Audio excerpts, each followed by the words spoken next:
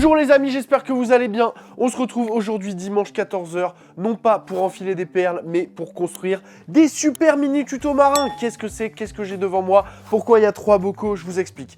Déjà, le bocal, il est devenu relégué dans les placards. On l'oublie pour les poissons rouges. La première vidéo toupette que j'ai fait à l'époque, je commençais par péter un bocal, car le bocal, c'est totalement de la pour héberger des poissons rouges. C'est pas du tout adapté, pas du tout. Et ça n'a rien à faire comme objet, entre guillemets, d'aquariophilie. Par contre, le bocal est totalement adapté pour faire d'autres univers et c'est ce qu'on va faire aujourd'hui.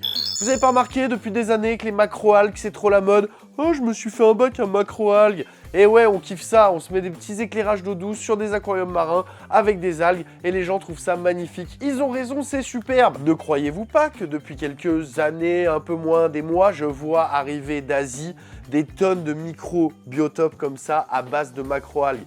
Et vous savez quoi? Regardez, je vous mets un petit compte Insta d'un japonais que je suis. C'est magnifique ce qu'il fait. J'ai envie de salement copier ce que fait ce japonais. J'ai envie de vous montrer les techniques pour pouvoir arriver à réaliser ça chez vous avec un budget modéré et avoir un résultat au top du top. C'est la promesse de cette vidéo. Je te le promets, je vais essayer et je vais y arriver. C'est parti, on démarre. Micro tuto, macro, algues, tout de suite, choupette.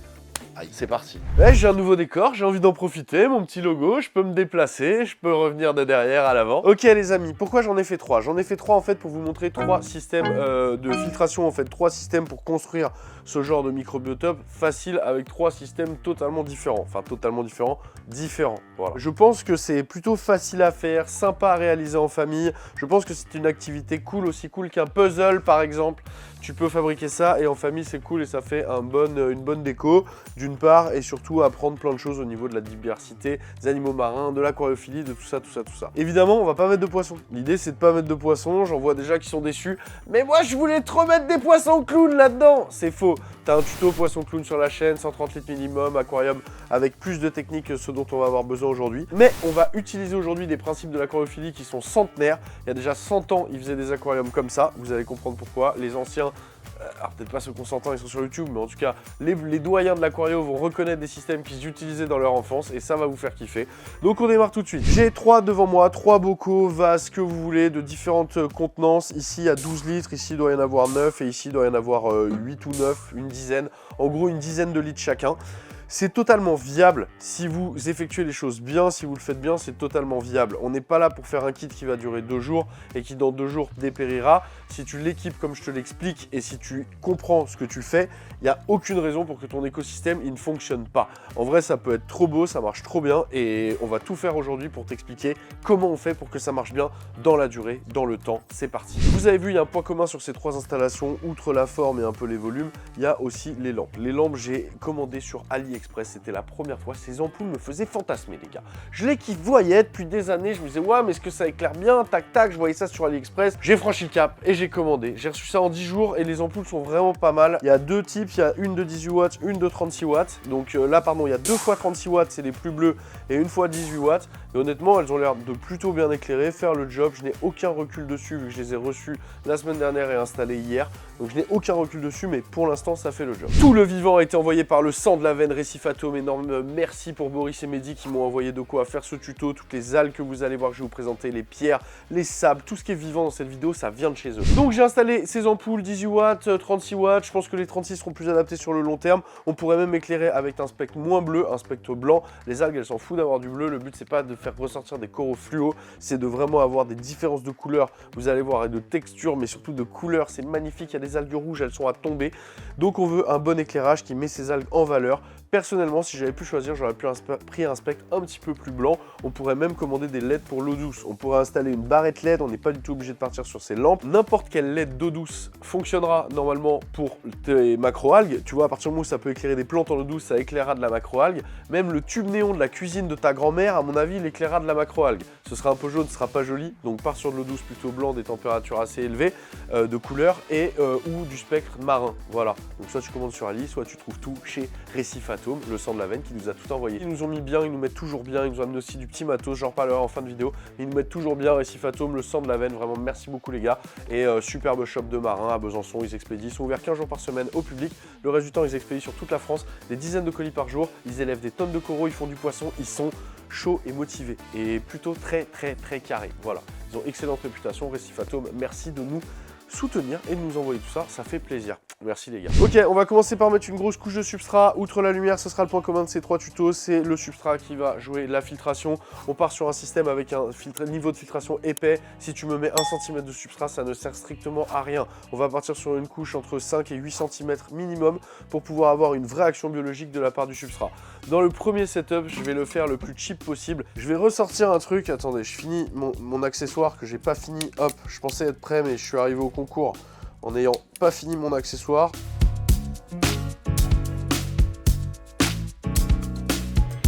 Vous avez vu, j'ai mis un petit plancher là dans le fond en plastique et ensuite je vais découper une grille qui va faire approximativement la taille du fond de mon bocal que je vais poser dessus. Et vous dites mais pourquoi il met ça dans le fond? Il a déjà pas de volume et il va encore en empiéter pour mettre des trucs. Exactement. Hop, ma petite grille.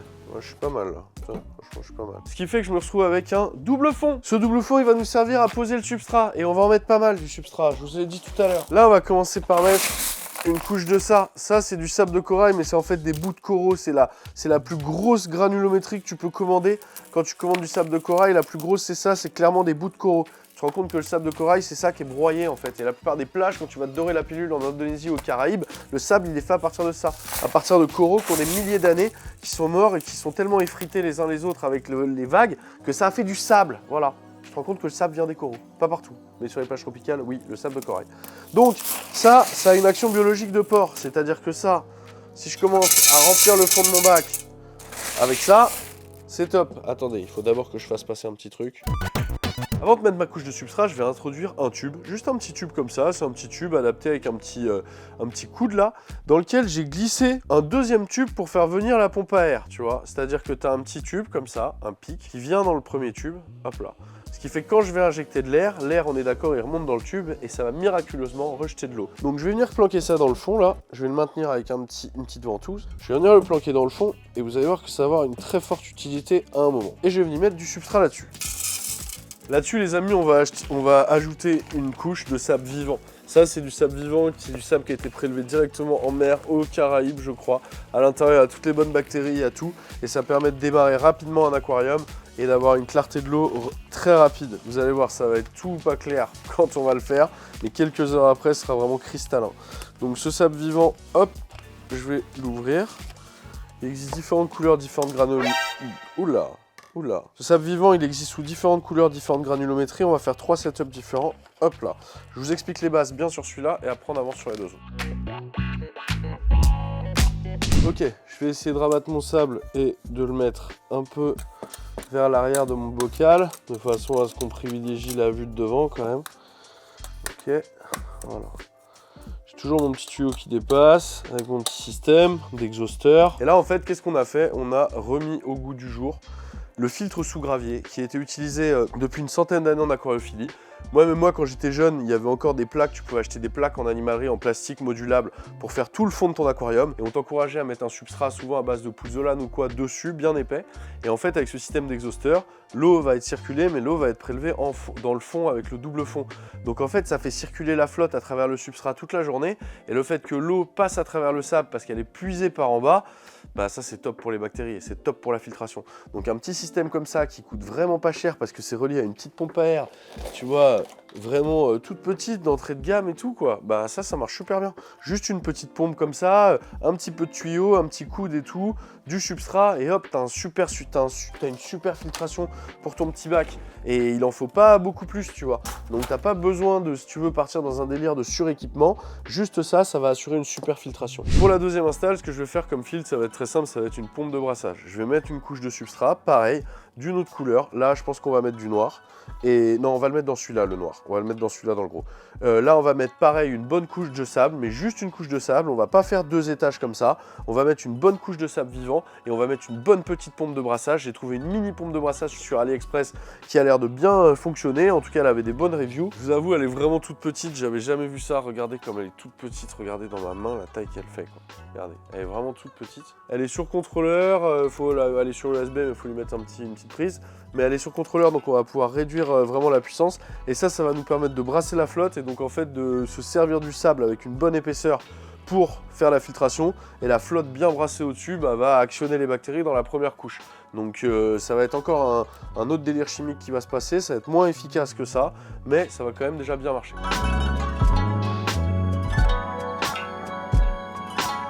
Donc la petite pompe de brassage, elle est sur un aimant, donc on va la mettre ici, voilà. Je pense que du coup, elle va aller taper en face, elle va rejeter le sable, et les premières heures, clairement, ça va bouger tout le sable, mais il va après se stabiliser, on va la mettre pas trop fort, mais quand même, on a quand même envie de brasser pour les algues.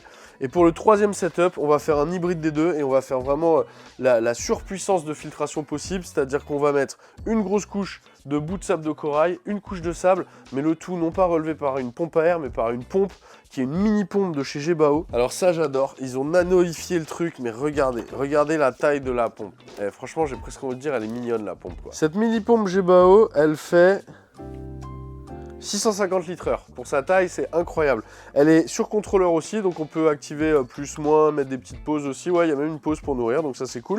Je lui ai fait une sortie, j'ai custom une petite sortie avec du tuyau, avec un petit bec de canard là pour avoir une patate un peu, un jet un peu laminaire pour pouvoir bien brasser. Et j'ai mis une crépine d'un autre filtre comme ça qui s'adaptait nickel pour pouvoir aller puiser dans le fond. Donc elle, ce que je vais faire, c'est que je vais la poser comme ça, que le même système que la première installe, mais propulsé par la pompe, ça va dépoter.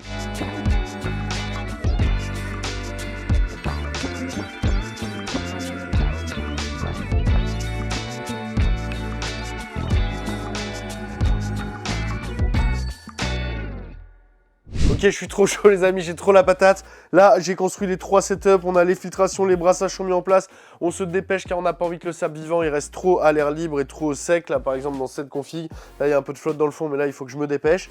Maintenant, je vais placer mes pierres. Les pierres, ça va être hyper important aussi en termes de filtration et surtout en termes d'ensemencement biologique. On a envie en fait que les bactéries qu'il y a dans le sable, elles puissent bien se développer, qu'elles soient bien oxygénées, bien brassées et tout. Et on a envie que ce soit la même chose pour ces pierres vivantes. Ces pierres vivantes, elles viennent du récif, elles sont blindées de vie, que ce soit de la microfaune à l'état microscopique. La microfaune, on ne la voit pas. Ce que tu vois, c'est la macrofaune, c'est-à-dire ce sont des petits animaux, les copépodes, les petites gamarres, tous ces petits trucs qui vont venir aider biologiquement ton aquarium. C'est de la macrofaune, mais il y a aussi beaucoup de microfaune et beaucoup de bactéries à l'intérieur qui vont nous permettre d'avoir un très bel ensemencement biologique. Et ça, c'est très important pour la filtration. C'est la meilleure maison de tes bactéries. On ne le répétera jamais assez. Les pierres vivantes, ça marche trop bien. C'est vraiment super efficace pour démarrer correctement un aquarium marin.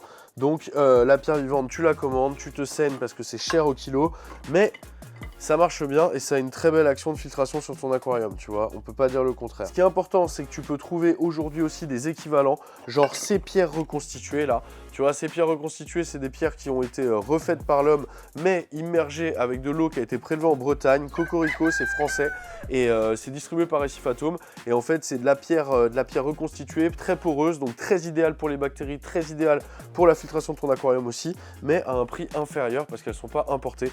Donc, si tu veux couper la poire en deux, tu as celle-là. Moi, je te conseille de prendre genre ça marche bien. J'ai essayé de démarrer un aquarium avec, franchement, là-haut, il tourne nickel, il est parfait. Mais je rajouterai aussi quelques kilos de pierres vivantes pour être sûr d'avoir une bonne diversité de bactéries qui vont bien t'aider à démarrer ton aquarium, tu vois. Il faut comprendre que les pierres vivantes, elles sont sous CITES, donc elles sont protégées, donc il y a des quotas, c'est pas du tout le Far West, genre c'est pas le Far West, ils récoltent pas du tout n'importe quoi, n'importe quand. Il y a vraiment des quotas d'importation à respecter, des études qui sont faites sur les prélèvements, donc si tu veux vraiment faire de l'aquario la plus bio possible, entre guillemets, écologique, clairement pars sur des pierres reconstituées. Mais attention, si tu démarres avec des pierres mortes, vraiment si tu mets rien de vivant, là on a le sable qui est vivant, qui est blindé de bactéries, on a les pierres vivantes et on a les pierres ensemencées, donc on a beaucoup de choses vivantes pour démarrer l'aquarium. Alors que si tu démarres avec que du mort et des pierres mortes, type Marcorox et tout, fais bien attention, tu vas mettre longtemps avant d'avoir un gros ensemencement. Et surtout, t'as un protocole de traitement sur Récifatome qui te permet de virer les silicates et tout ce qui pourrait être là-dedans. Donc respecte-le et tu n'auras pas de problème. Je te mets le lien dans la description. Mauvaise nouvelle les amis, il va falloir rajouter un élément technique là-dedans, c'est un chauffage absolument. Il faut absolument que notre petit bac à algues soit entre 23 et 25 degrés, donc 26, 27 maximum. L'été, il va falloir le préserver des canicules évidemment. Mais dans tous les cas, il va falloir le chauffer. Donc si tu veux rien rajouter comme matos parce que tu trouves ça design et que déjà ça t'a tué de rajouter soit la petite pompe, soit l'exhausteur, soit ça, tu peux à la limite utiliser un petit tapis chauffant. Tu prends un petit tapis chauffant pour reptile, tu le places en dessous. T'en as qui sont déjà thermostatés et tu mesures, tu vois, avec un petit thermomètre. Tu mesures avec le petit thermomètre qui va bien. On verra tout à l'heure que tu as une bonne température. Car on va en parler après, on en parlera au moment des algues et tout. Mais les algues, c'est quand même des trucs, c'est moins costaud que les plantes. Donc on va en parler.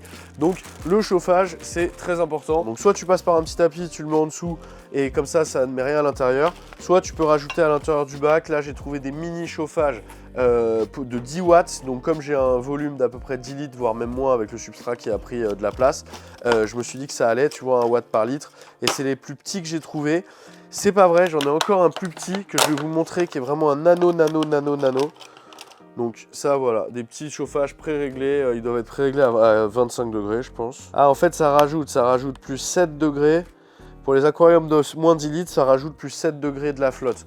Donc là, par exemple, comme aujourd'hui, il fait 18 dans mon sous-sol, ça va me le mettre à 25. Parfait, parfait. Donc ça rajoute en fait, ok, j'ai compris. Donc on peut aller essayer de le cacher un petit peu. Je vous déconseille de l'enfouir, clairement. C'est pas du tout une bonne idée de l'enfouir pour plein de raisons. Donc on va essayer de le cacher, on mettra des algues devant, on mettra une petite pierre devant. Enfin, en tout cas, on va le cacher au maximum. Voilà, je vais le mettre comme ça, clac. Et je le cacherai avec des éléments du décor.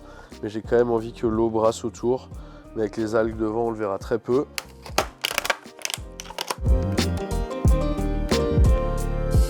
Et le troisième chauffage que je vais utiliser, c'est un mini heater de chez Aquamedic. Regardez comme il est mignon, franchement, on dirait presque un suppositoire, bordel. Franchement, regardez, il est tout petit, quoi. Tout petit, putain, le traumatisme de mon enfance, le suppositoire. Ok, c'est reparti. Donc, on a installé le mini chauffage, on a installé les mini pompes.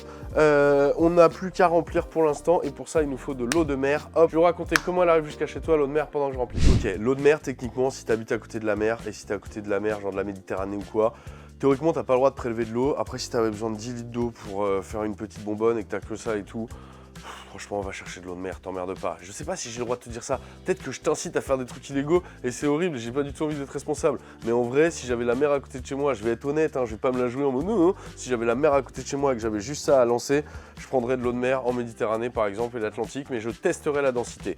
Donc la densité, tu vas la tester avec différentes petites mesures. Moi, je te conseille un petit flotteur, c'est le plus simple. Le deuxième moyen le plus simple, c'est d'aller acheter de l'eau. Tu peux aller acheter de l'eau de mer en animalerie. Ça vaut, je sais pas combien ça vaut aujourd'hui, j'ai aucune idée, je la fabrique chez moi depuis des années. Mais ça doit coûter peut-être, je sais pas, 30 centimes d'euros le litre ou 20 centimes d'euros le litre, peut-être un peu moins, peut-être un peu plus. Dis-moi dans les commentaires combien ça coûte à côté de chez toi l'eau de mer et comme ça on sera informé.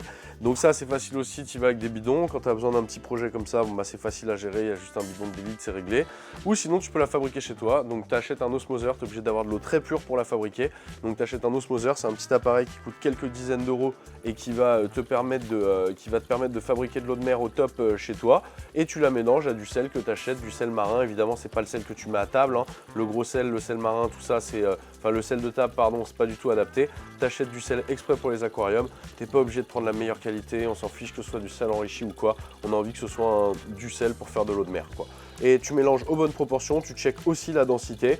Tu laisses brasser pendant au moins 45 minutes, c'est très important. Au moins 45 minutes pour une bonne dissolution. Et après, tu obtiens de l'eau de mer, comme ça, bim, que tu vas pouvoir utiliser.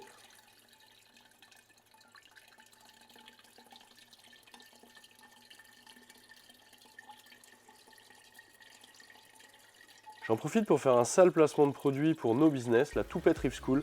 3h30 de programme pour t'apprendre à démarrer un aquarium marin. On a filmé un aquarium pendant 5 mois en temps réel pour à la fin avoir un aquarium qui tourne avec les poissons, les coraux. On a démarré la formation, l'aquarium il est nu, à la fin il tourne avec poissons, coraux 5 mois après. À la fin, quand tu as regardé ça, tu comprends totalement comment bien démarrer un aquarium marin et ça va grave t'aider, ça va te faire économiser du temps et de l'argent. Aujourd'hui, le matériel il n'est pas donné. Démarrer avec un aquarium marin, c'est souvent un gros budget. Donc si tu peux commencer par être sûr de ton projet et renforcer, consolider tes bases ou même comprendre vraiment comment démarrer un aquarium marin, regarde la Toupette Reef School, ça va clairement t'aider.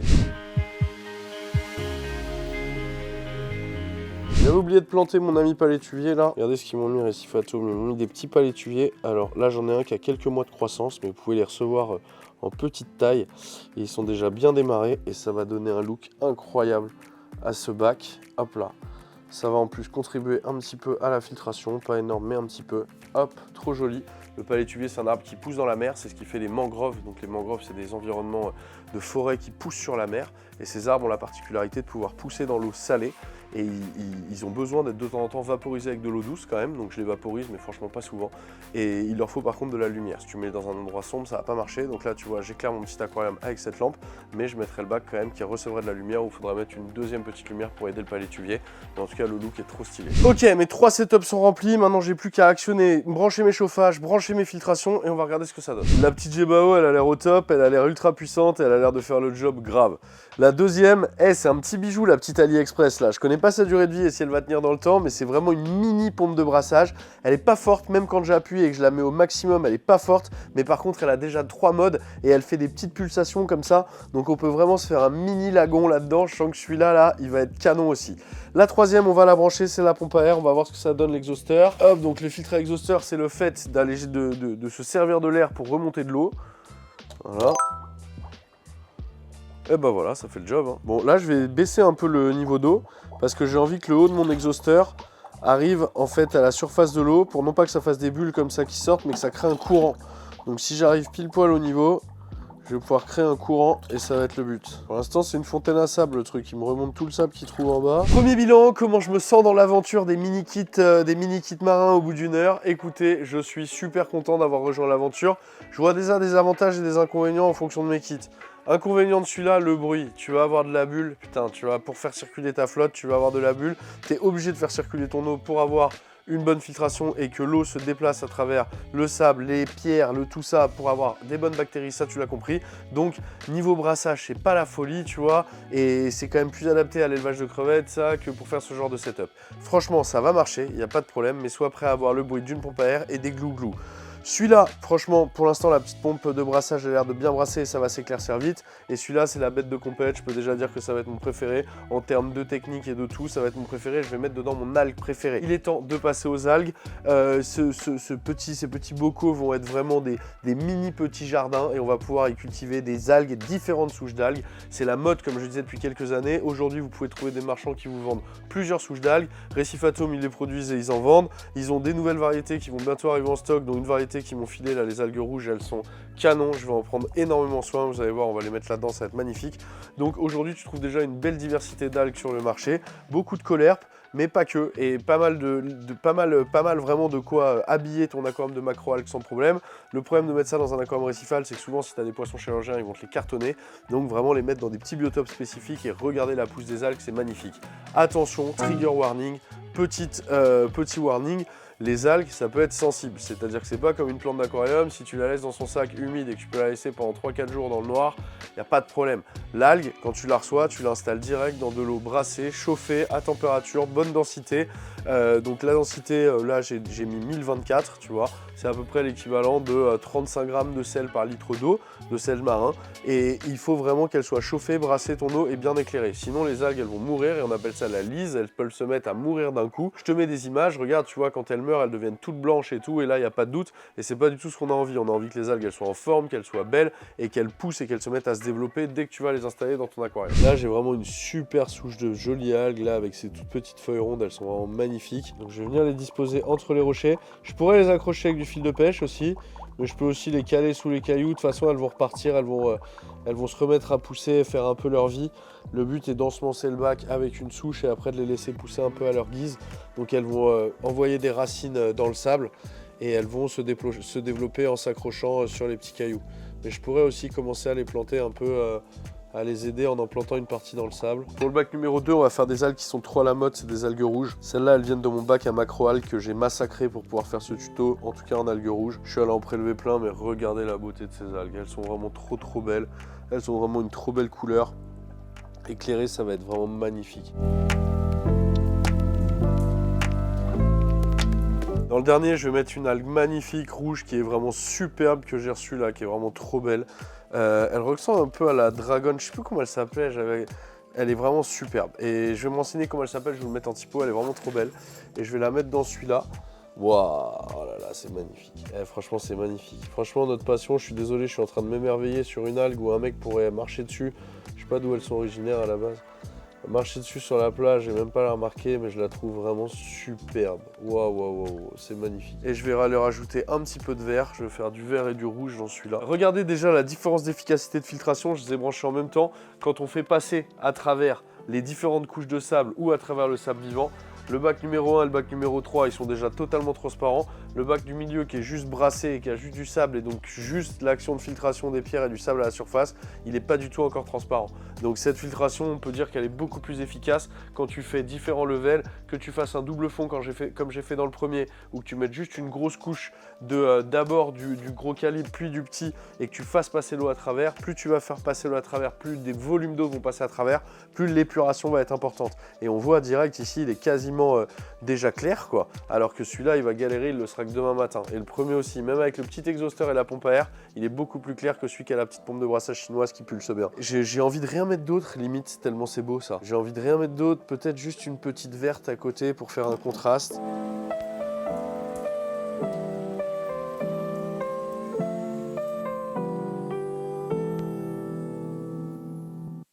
Bon, t'es en train de te rendre compte que c'est magnifique et que t'en veux un sur ton bureau. Je comprends totalement et en vrai, je trouve le délire génial. Si par exemple, tu vois, il était mis à côté d'une fenêtre et qu'il n'y avait pas un éclairage direct dessus, mais que tu pouvais bénéficier de quelques heures de rayonnement par jour, le palétuvier s'éclaterait et même tes algues s'éclateraient. Si le soleil arrive sur l'aquarium mais qu'il n'est pas assez fort pour réchauffer l'aquarium, franchement, il n'y a pas trop de problème. C'est pas trop comme en eau douce où on me dit, oui, si le soleil arrive sur l'aquarium, ça va déclencher des algues. Là, si le soleil arrive sur l'aquarium, ça peut faire kiffer un peu les algues. Alors, pas un soleil pleine tête du sud derrière une fenêtre. Je te parle de quelques heures d'ensoleillement par jour qui vont bénéficier à ton petit écosystème. Il n'y a pas de problème derrière une vitre et sans rehaussement de température. L'idéal en fait pour que tes algues puissent bien se développer, c'est qu'elles ont besoin un petit peu de pollution. Donc pour amener de la pollution, ce qu'on va faire, c'est qu'on va mettre des animaux là-dedans, mais on va pas mettre n'importe quel animal. On va placer par exemple des petits escargots herbivores qui vont venir aider et manger les petites algues qui vont pousser sur la paroi et qui, avec leurs déchets, vont créer un petit peu de pollution dans la flotte qui va bénéficier après aux algues pour pouvoir se nourrir. On pourrait rajouter aussi des petites sabelles, ces vers, regardez, magnifiques, qui ont des jolis petits plumeaux et tout comme ça, qui sont vraiment trop beaux. Donc au bout de quelques semaines, une fois que l'aquarium sera bien ensemencé, vraiment t'attends 3-4 semaines, tu vas pouvoir commencer à peupler. Donc des petites sabelles, des vers tubicoles, des petits escargots, pas beaucoup hein, dans un volume comme ça, moi j'en mettrais un d'escargot, ça suffirait.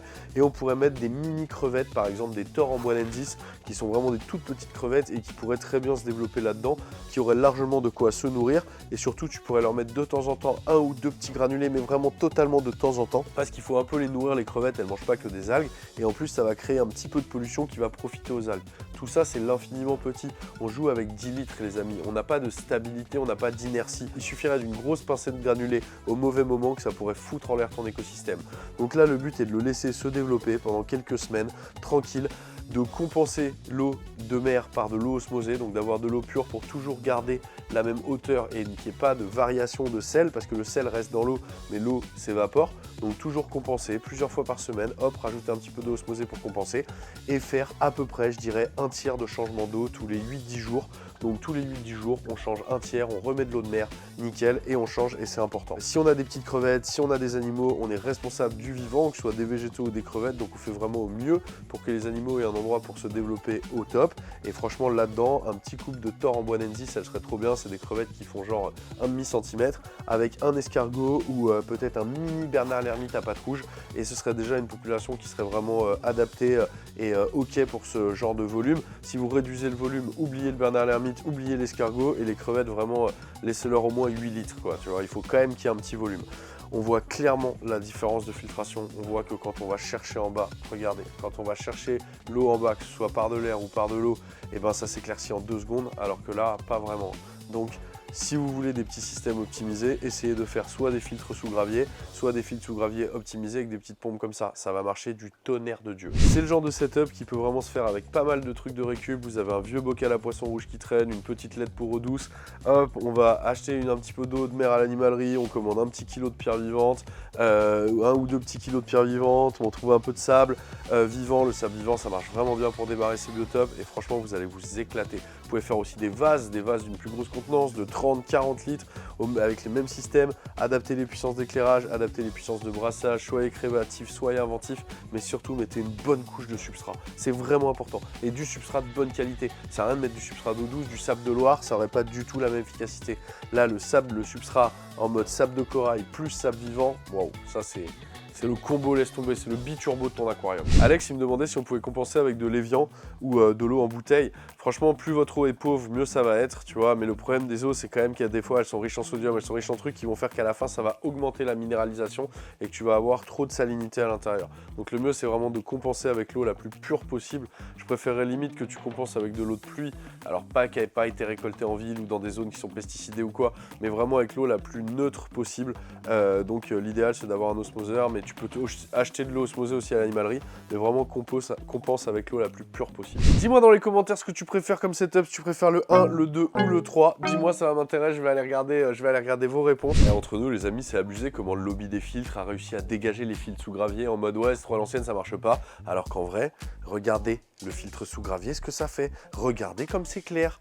Franchement, ça me donne envie de refaire mon bac dans le salon de macroalgues et de le faire en mode filtre sous gravier. Je fais ça demain, c'est sûr.